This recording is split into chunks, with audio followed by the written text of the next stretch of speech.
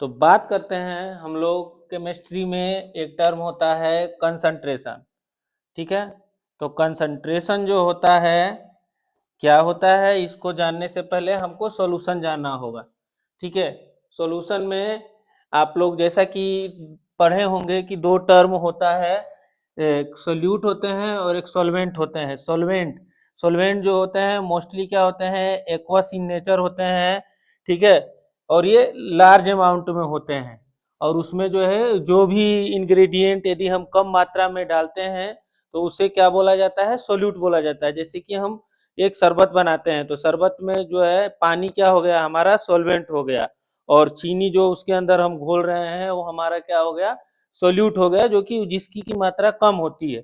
ठीक है, तो उसी में जो है उसी के मात्रा को जो है हमें निकालने के लिए, उस चीनी के मात्रा में को निकालने के लिए उस सॉल्यूशन में हम एक प्रकार का टर्म यूज करते हैं जिसको कि हम बोलते हैं कंसंट्रेशन।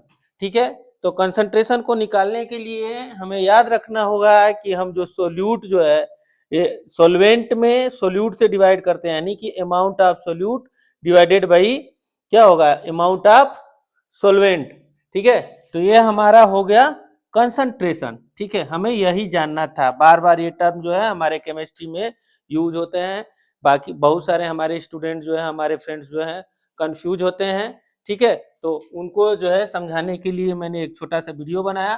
ठीक है, यदि हम बात करें परसेंटेज के टर्म में, तो हम यदि इंटू 100 कर देते हैं तो हमारा क्या हो जाता है, परसेंटेज हो जाता है।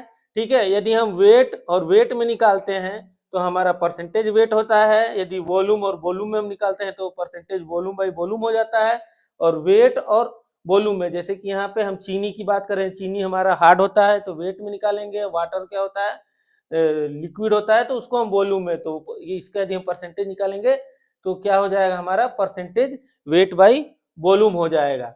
ठीक है, लेकिन यदि यही हम बात करते हैं एनालिसिस में तो हम क्या बोलते हैं, पार्ट पर पीपीएम। ठीक है, पार्ट पर पीपीएम में या पार्ट पर मिलियन में, यानी कि हमको इम्प्योरिटी को इंडिकेट करना होगा तो हम इसमें पीपीएम में इंडिकेट करते हैं।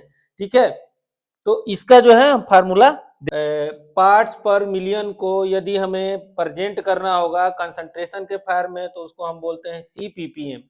ठीक है, और उसको जो है हमें निकालने के लिए फॉर्मूला होता है mass of solute in gram divided by mass of solution into 10 to the power 6 ppm.